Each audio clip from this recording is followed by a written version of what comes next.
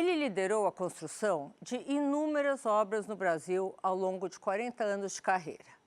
Hoje, sócio do Fundo Soberano de Singapura, vem construindo um portfólio diversificado avaliado em aproximadamente 7 bilhões de reais.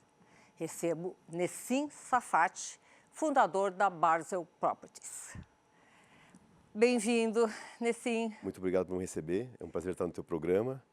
Como é que você vê o Brasil em termos de obras nos próximos anos? O que você pretende fazer com esses recursos novos que entraram na empresa? Vou te dar a resposta de duas formas mais simplificadas. Se o Brasil tiver um crescimento econômico, existem inúmeras possibilidades e necessidades na construção do Brasil. A necessidade é muito grande, mas isso requer um crescimento econômico. Enquanto o crescimento econômico não vier, vão ser construções oportunísticas. Um pouco aqui, um pouco ali, onde existe um nicho de mercado. Obviamente, o ideal é o Brasil é um país novo. O ideal é que tivéssemos um crescimento sustentável de longo prazo, que aí as obras iam estar decolando, porque a necessidade de habitação, escritórios, construções é enorme. E infraestrutura vocês não atuam? Infraestrutura eu não atuo, Tá. mas investidores nossos atuam. Eles também têm grande interesse nesse segmento. Porém, de novo, tudo está atrelado ao crescimento econômico. Qualquer investimento que é feito, ele tem que gerar seu retorno, e o retorno tem que ser seguro. Todos são profissionais. Então, se faz o cálculo. Se eu vou investir uma certa quantia, eu tenho que ter a segurança do meu retorno. Ninguém vem colocar por amizade. Então, deve existir uma segurança no cenário macroeconômico para que isso deslanche. Você se refere somente à segurança macroeconômica de crescimento ou vocês têm alguma dúvida também sobre segurança jurídica? Não, a jurídica a gente já tem, o Brasil, minha opinião, não sou especialista, mas eu não sinto insegurança jurídica. Tá. Pode ter problema aqui, problema ali, mas assim são pontuais e qualquer país do mundo tem isso aqui também. A segurança jurídica acho que existe. O que é necessário é ter uma segurança de que o Brasil não vai ter déficits fiscais elevados e vai conseguir, portanto, oferecer segurança ao investidor no investimento. Olha, assim, desde que eu comecei na profissão, eu ouço bater nessa mesma tecla. Crescimento, crescimento, crescimento, né? O crescimento, na sua visão, está muito atrelado à educação, por exemplo? Com certeza, com certeza. Você acha que o Brasil deveria investir mais em educação? Como é que você vê, por exemplo, mão de obra para o seu setor? Ela é escassa, ela enfim, devidamente treinada? Eu diria assim que o Brasil tem umas melhores mãos de obra na área da construção civil. Acho que a mão de obra é muito qualificada, é muito boa. Ela é treinada ou é por experiência? É por experiência, é muito boa e as consultoras também começaram a ter programa de treinamento, então uma mistura dos dois. Então a qualificação do trabalhador brasileiro na construção civil ela é muito boa. E tecnologia nessa área? Por mais que possa parecer que o Brasil está muito atrás, não está atrás. O Brasil está bem assim. As tecnologias utilizadas nas construções elas são adequadas, modernas, eficientes e têm funcionado. O que você acha que falta para o seu setor, fora o crescimento do país? O que você vê? Financiamento? Como é que funciona? Eu vou voltar nessa, assim, eu gosto de deixar mais simples as coisas. Keep it simple, né? Vou dar um exemplo com escritórios. A gente tem um portfólio de escritórios e a ocupação do escritório, tanto no nosso quanto no mercado de São Paulo, se houver um crescimento econômico, vão haver mais negócios, mais trabalhos, mais funcionários, vai ter mais ocupação de escritórios. Se houver mais um crescimento econômico, vai haver mais consumo. Mais consumo implica mais galpões logísticos para a entrega desses galpões logísticos. Então, eu acho que eu vou sempre nesse ponto básico, o crescimento econômico que vai trazer uma prosperidade maior para o segmento de construção civil. O evento Comércio Online, ele afetou de que maneira a ocupação de escritórios, a construção de escritórios? Uma excelente pergunta. E aí eu te respondo o que aconteceu com galpões e o que aconteceu com escritórios. Vou começar com escritórios, que é a tua pergunta. Começou a pandemia, ninguém foi para trabalhar, ninguém foi para o escritório. Durante quase um ano, ninguém pisava no escritório. Começou em seguida, empresas menores, que têm 7 pessoas, 10 pessoas ou 15 pessoas, começaram aos poucos a ir aos escritórios. As grandes empresas elas não foram ao escritório, continuaram não indo. Então, passado o tempo, se acostumou a não ir trabalhar todo dia. Então, o pessoal viu que eu posso fazer ginástica, eu posso levar filho na escola, começou a se perceber um outro sistema de trabalho. Eu acredito que a pandemia causou uma disruptura, na qual as pessoas vão trabalhar para se encontrar. É importante ter um contato. Eu não posso fazer uma entrevista com você por telefone, é diferente de estar presente frente a frente, é diferente, mas é importante ter frente a frente. Mas alguma coisa eu posso fazer em casa também. Então está acontecendo isso. Agora, nas empresas menores, isso ocorre menos. As empresas vão mais, menores empresas elas vão para o trabalho mais. Maiores Então, isso empresas, não afetou a demanda por salas de escritórios, afetou prédios? muito, vou chegar lá. Ah, então, tá. as maiores empresas elas começaram a não vir. E algumas até hoje multinacionais, que elas se espelham o que acontece nos Estados Unidos, que está muito pior do que aqui. Então, lá ninguém vai trabalhar. Metade não trabalha. Metade está vazia. Não vai trabalhar Então, em escritório, o diretor de RH que está em Nova York, ele raciocina da mesma forma. Então, no Brasil não vai também trabalhar. Então, até hoje, algumas empresas multinacionais não vão trabalhar mais. Eles trabalham de casa. De casa, não vão ao escritório trabalhar. Agora, isso de fato, isso afetou. Então, vou te dar alguns dados. Antes da pandemia, mais ou menos, números bem redondos, haviam 40 locações no ano em São Paulo acima de 5 mil metros quadrados. Tá. 40 contratos de 5 mil metros quadrados todo ano. Na pandemia, 0. Um ano depois da pandemia, 0. Voltando, está havendo 3 ou 4 contratos de 5 mil metros quadrados para cima por ano. De 40 para 4. Então, significa que as empresas grandes não alugaram, não voltaram. Um é porque não houve o crescimento econômico, número um, e outro é a pandemia que ela, de fato, deu essa disruptura, Mas, assim, essa mudança. Eu tenho uma pergunta assim, de curiosidade. Assim, você, enfim, se aluga um escritório, as pessoas não vão trabalhar por alguns dias na semana, não são todos, né? Sim. Imagino eu, que é o que eu tenho visto, enfim, pelas empresas e escritórios por São Paulo. Isso daí, como é que afeta? Você tem que continuar com o imóvel alugado, apesar das pessoas irem menos. Você diminui o espaço. Então, assim, quem tinha 2 andares, vai ter um andar. Aliás, até como uma curiosidade, a gente tem quase 25 mil pessoas frequentam nossos prédios por dia. Quantos entram por dia? A gente faz uma conta. Segundas e sextas, metade vem trabalhar. Terça, quarta e quinta, já o número aumenta. É os dias que mais vem trabalhar. A antiga sexta-feira virou quinta-feira agora. É verdade, mas as pessoas trabalham na sexta, não trabalham? Trabalham, alguns em casa. Em casa, Isso. mas não é que a produtividade ou o número de horas trabalhadas diminuiu, ou sim? A produtividade é uma coisa assim muito controversa. Na minha empresa, por exemplo, nós não somos grandes, temos 30 pessoas, mais ou menos. Se não houver reuniões presenciais de certos assuntos, eu não acho que vai ter uma evolução, um resultado muito positivo. Por outro lado, algumas questões a gente pode fazer naturalmente por Zoom.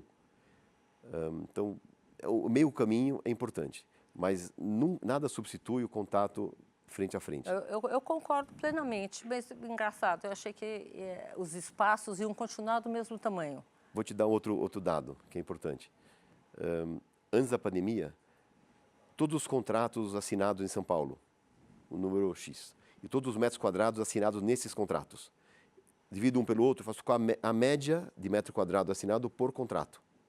Antes da pandemia, era 2.600 metros quadrados. Para cada contrato, em média, se alugava 2.600 metros quadrados. Tá. Pós-pandemia, a média baixou para 1.200. Nessim, me explica, enfim, a média dos novos contratos, em termos de metragem, diminuiu. Sim. O que impulsiona a sua empresa a continuar investindo nesse setor?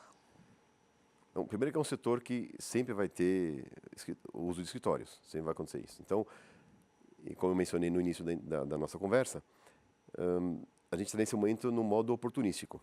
e de ilhas. Então, uma coisa para acontecer no macro, em todo São Paulo, em São Paulo todo, mais ou menos assim, tem 10 milhões de metros quadrados de escritórios. Mais ou menos. Depende de que consultoria que que critério Consulta, que você né? mas uns 10 milhões de metros. Dos 10 milhões, 2 milhões são vagos.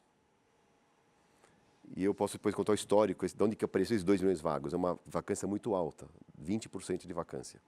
A cada ano, mais ou menos 300 mil metros quadrados são entregues no mercado. Tá, E, e essa média continua? Continua. Tá. Talvez vai cair um pouquinho nos próximos anos, mas ela continua. Foi muito maior nos anos anteriores, o que resultou nesse incremento do estoque vago. Ao mesmo tempo, eu tenho mais ou menos 300 mil metros quadrados de novas locações, locação líquida. Muita gente muda de espaço, não conta quem mudou de espaço, mas se alguém saiu de 1.000 para 1.200, a líquida são os 200 a mais que ela pegou. Tá, entendi. Então, entrou 300 novo, saem 300. Aqueles 2 milhões continuam. Então, o mercado está sofrendo isso. Agora, se eu divido isso não por São Paulo como um todo, divido por regiões, eu vou pegar a Faria Lima. É diferente. A vacância da Faria Lima não é 20%, pode ser 4%. Então, como investidor, eu vou na Faria Lima. Vou tentar comprar perto da Faria Lima, porque lá ele tá é uma ilha que está um pouco fora dessa crise. Qual outra ilha? Paulista? Se eu pego um papel, um mapa, eu jogo uma gota d'água, essa gota d'água ela vai se espalhando no papel, eu jogo essa gota d'água na Faria Lima, em frente ao Malzone, Birman 2032, onde está o Banco Itaú BBA. Aquele é o ponto que eu digo como central. E de lá vai se espalhando. Interessante isso. A Avenida Paulista, centro, isso daí A Paulista não não tem novos terrenos, muito poucos novos terrenos. É um mercado que já está construído, os prédios estão basicamente ocupados. Poucos prédios, 3 ou 4 ou 5, podem ser comparados aos da Faria Lima, que é uma geração mais nova da Faria Lima, mas desses 4 ou 5 da Paulista estão todos ocupados. É que você não tem como empreender mais na Paulista. Vocês investem fora de São Paulo?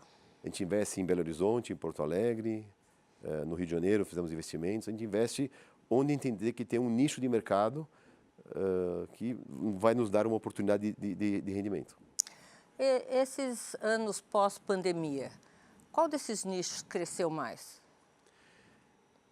Na pandemia, a logística, eu até sei que ia conversar sobre logística, falando de escritório, agora na logística. Começou a pandemia, você, eu, quem está assistindo aqui, ficou em casa, aprendeu a mexer no celular, Mercado Livre, Amazon e Delivery. E as compras chegavam em casa.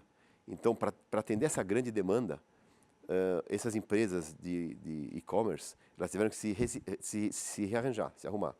No primeiro momento, quando você tem muita demanda, o que você faz? Você vai alugando o que está pela frente, aluga, coloca a caixa no chão e depois você resolve como é que você se organiza. E isso aconteceu Escritórios viraram galpões.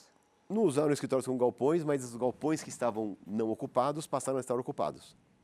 Então, foram alugados galpões assim e o preço começou a subir. Então, foi um boom positivo. Quer dizer, a Covid, que é um fato, infelizmente, houve a Covid, para quem está no mercado de e-commerce, galpões alugados para e-commerce, foi uma oportunidade de ouro. Cresceu muito esse mercado.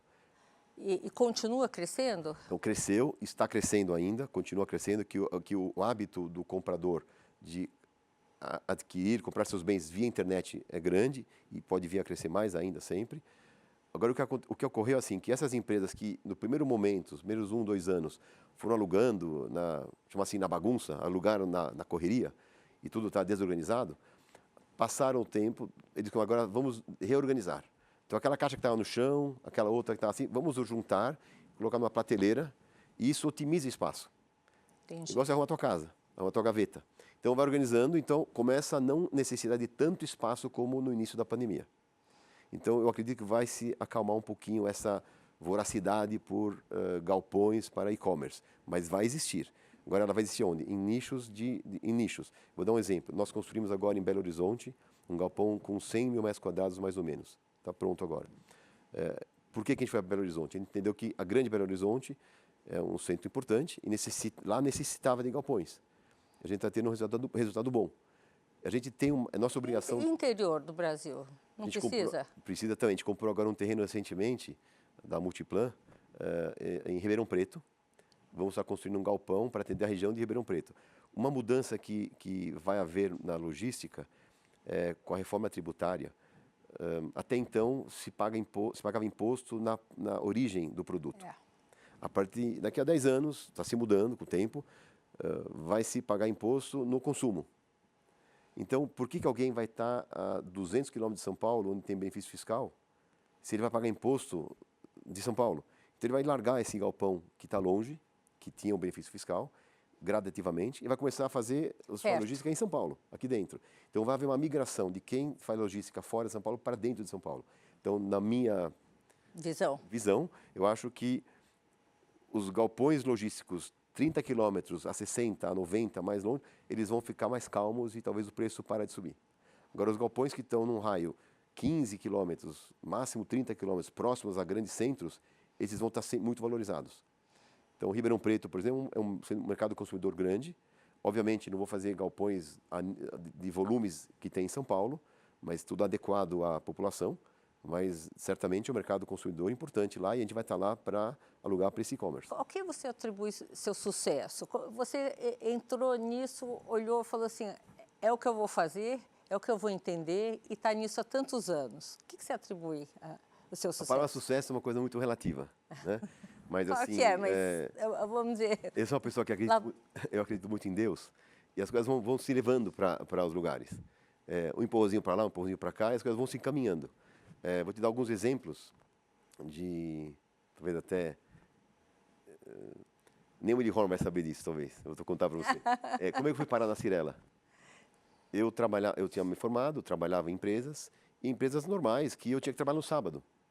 Eu, como sou de origem judaica, não posso trabalhar sábado, eu procuro seguir. Então, eu não ia trabalhar, falei, não posso trabalhar no sábado, eu procurei na parte das amarelas. Que empresa que eu podia trabalhar, qual empresa que tem. Eu fui bater em porta, falei, não posso trabalhar sábado. Aí eu fui à Cyrela. A Cyrela tinha 3 prédios, 4 prédios. Era uma empresa pequenininha. Vou só explicar para o nosso telespectador. Trabalhou muitos anos com o seu Eli Horn na Cyrela. 30 anos. Fecha aspas. 30? Então tá bom. E lá eu fui admitido e vivenciei esses 30 anos ali e a empresa cresceu, assim, era gigante. A gente aprendia, olhava a Gafisa, como é que a Gafisa aprendia, a gente copiava a Gafisa, copiava a Encol, a antiga Encol, copiava e foi levando. Então isso, como é que eu caí lá dentro? Assim, não foi uma decisão minha. Eu consegui entrar lá dentro por alguma razão, algum empurrão para cá ou para cá. Engenheiro formado. Engenheiro formado, sim. Outro exemplo que eu lhe dou também. Chegou uma época que os escritórios estavam mais calmos. 2005, 2004, a gente ficou um pouco mais calmo. E a gente está com uma estrutura muito bem montada no escritório, de pessoas na área, para escritórios. Aí eu cheguei ao seu Eli, falei, vamos fazer galpões. Falou, sim, se quiser tentar, faz. Aí eu tentei, falei com uma pessoa, outra pessoa lá nos Estados Unidos, alguma pessoa que eu conheço de Colômbia, e me apresentou uma pessoa que é o Hamid Mogadan, que era o dono de uma empresa chamada AMB.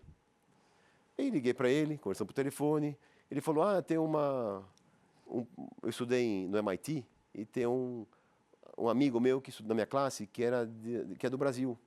Falei, qual é o nome dele? Ele falou, o nome dele foi meu primo. Essa coincidência. Falei, então vem aqui, vem jantar um dia aqui, vou te apresentar meu primo, vocês vão se rever, a gente marca um jantar. E o cara veio. Essa empresa AMB era uma empresa, assim, talvez a 20ª em galpões nos Estados Unidos.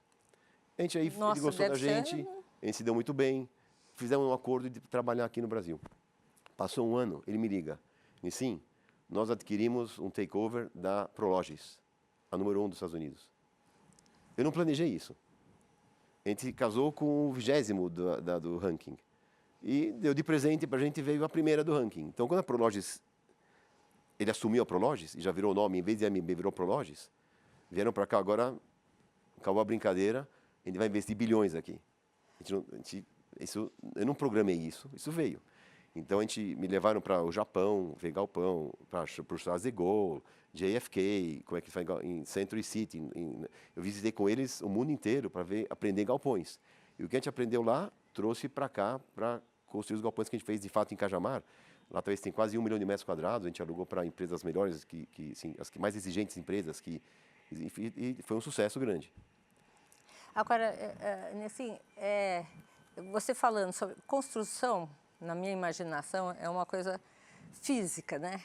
Ela não tem como operar por inteligência artificial para construção, enfim, pode ter os mecanismos, mas é uma coisa física. Esse know-how internacional, de que maneira trouxe para você algo a mais? A gente aprendeu nessas visitas internacionais com a Prologis, a gente aprendeu muito era uma novidade aquilo, logística, como é que se operava um galpão logístico. A gente aprendeu como se opera um galpão logístico. E como é que se opera um galpão logístico? É muito complicado, precisaria de horas e horas e nem sei se sou uma pessoa, eu aprendi alguma coisa, mas não sou adequado para te dar uma explicação sobre isso. Mas você tem qual o tamanho do galpão, onde a porta fica, como que fica a circulação. Otimizar todo o espaço. Isso, a Prologis era assim, especialista nisso. Então a gente pegou eles e o projeto que eles tinham, nos ensinaram, a gente foi aprendendo, tropicalizamos ele, porque tem que ser feito aqui no Brasil, e nós entramos com a expertise de comprar terrenos, de localização. Achar os inquilinos, e juntos com eles, em localização, e deu muito certo essa parceria. Deu muito certo. Nessim, como é que a inteligência artificial vai afetar seu setor? Espaço físico você não ocupa com inteligência artificial, ou sim? É uma incógnita, a gente não está ainda preparado para entender exatamente como vai afetar, mas que vai afetar, vai afetar.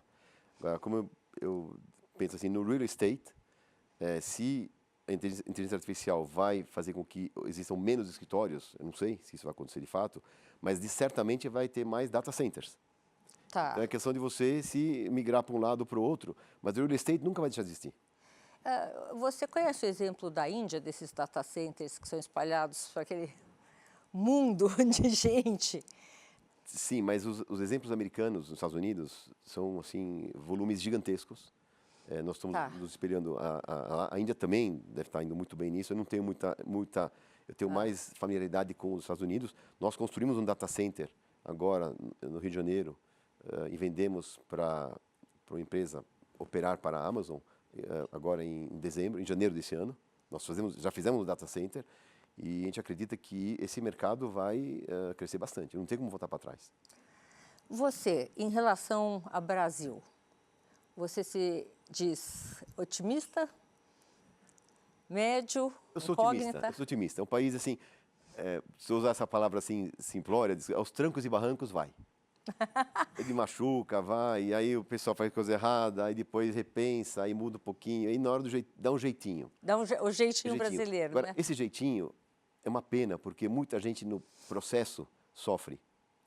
Então, se esse jeitinho não fosse pensar só no jeitinho, se fosse pensar no povo que sofre, e tivesse um melhor cuidado, assim, talvez com as contas públicas ou com a gestão, uma coisa desse tipo, você ia fazer menos gente sofrer. Isso é uma coisa que eu sinto isso na pele. Isso. Os governos, enfim, eu costumo sempre contar uma história aqui no programa, que é uma entrevista que eu fiz há muitos anos atrás com o ministro Domingo Cavallo da Argentina, e perguntei para ele qual é a principal diferença entre Brasil e Argentina. Ele falou simples. Ustedes tenés el samba, quer dizer, vocês têm o samba. Nós outros temos o tango, nós temos o tango. Então, quando afundamos, afundamos. Ustedes nunca vão muito arriba, nunca vão muito para cima e nunca vão muito abaixo. Sim. Por causa do jeitinho. O jeitinho. Do jeitinho. Você acha que é uma característica cultural? Tem sido assim. Tem sido assim e está andando. Só que é importante olhar para quem está lá embaixo. Nesse jeitinho, eles sofrem. Mas muitos vai no jeitinho, se não é hoje, amanhã, mas muitos eles precisam daquele dia. E esse jeitinho está machucando muito essa gente. Vocês têm como é que são? Você tem algum programa social que vocês apoiam? Dentro das construções, vocês têm alguma coisa nesse sentido? Nós temos, assim, não é nada assim gigantesco como o Instituto Cirela, coisa do tipo, mas dentro das nossas possibilidades, nós sim fazemos, desde com pessoas físicas e como empresa também. Agora, no final do ano, tivemos ações, acho que, não sei se 19 ou 20 ou 21 empresas receberam algumas. A gente tenta ajudar de alguma forma ou outra. Estamos engajados nisso. Rio Grande do Sul, a gente está assim, ficou bastante preocupado, nós temos terreno no Rio Grande do Sul, a gente está ajudando algumas famílias, nós ia fazer um galpão no Rio Grande do Sul, a gente segurou um pouquinho, a gente está até buscando emprestar o terreno para que seja usado como logística para se ajudar um pouco um período, não tem problema nenhum eu começar o galpão daqui a uns 6 meses, e ajudar algumas famílias que estão necessitando lá sim. Assim, Mas dentro de um patamar do nosso tamanho. Do tamanho. Eu vou voltar na pergunta cultural. Você acha que eu fico sempre com essa dúvida. É uma coisa cultural isso? Você, na hora que você sai do perigo, como aqui no caso das contas públicas, você relaxa e você entra no perigo de novo. Aí, entrando no perigo, estamos perto do precipício. Aí, quase caindo no precipício, vem alguém, alguma fórmula, salva e volta. Aliás, estamos fazendo 30 anos de Plano Real, né? Sim. É um pouco o que você falou. Até vou pegar uma criança de 5 anos de Singapura, da França, e uma criança brasileira ou argentina. O pessoal vai no aeroporto, o comportamento de uma e da outra, você percebe, às vezes, diferenças. Não estou generalizando, mas a criança brasileira tem um jeitinho para lá, faz uma bagunça para cá, derruba uma coisa, a gente vem e segura a criança. Porque dá um jeitinho. É nossa cultura. De um lado é positivo, que tem mais carinho, tem mais proximidade, mas, por outro lado, não é adequado aquele comportamento naquele momento. Uma criança de algum país europeu mais rígido, um anglo-germânico, anglo-saxônico ou alguns asiáticos, não permitem esse tipo de comportamento. Não. Então, talvez essa mesma cultura que você me questionou, é o que acontece, está no nosso sangue, as crianças vêm assim também. E vai indo assim, é normal isso. Então, tem um lado bom também, não ser tão rígido, mas tem que pensar um pouquinho, ok, mas tem limites isso. Talvez o limite está se esticando demais. E esse limite, quanto mais estica, como eu mencionei para você, as pessoas lá embaixo sofrem. A gente tem que olhar para elas. Eu queria que você deixasse uma mensagem para o nosso telespectador. Bom, muito obrigado, Sônia, por estar me recebendo no teu programa. Minha mensagem é assim, eu sou otimista, vai dar certo no final das coisas, só que eu espero que dê certo sem trancos e barrancos, que machucam pessoas. O mercado de escritórios está hoje em São Paulo realmente sofrendo, mas ele vai se acertar, mas vai levar um tempo, mas vai se acertar em algum momento. Logística está indo muito bem. E real estate é um mercado que nós vamos ficar. Como eu te disse, se não é um mercado é outro, data centers, nós estamos aqui para ficar e vamos continuar investindo bastante no Brasil, porque acreditamos aqui. Olha, parabéns pelo seu trabalho, obrigada pela conversa, espero vê-lo outras vezes aqui com a gente. Muito obrigado, um prazer estar com você. Obrigada. Bom, gente, o programa está terminando. Obrigada pela companhia e até a semana que vem aqui na Band News.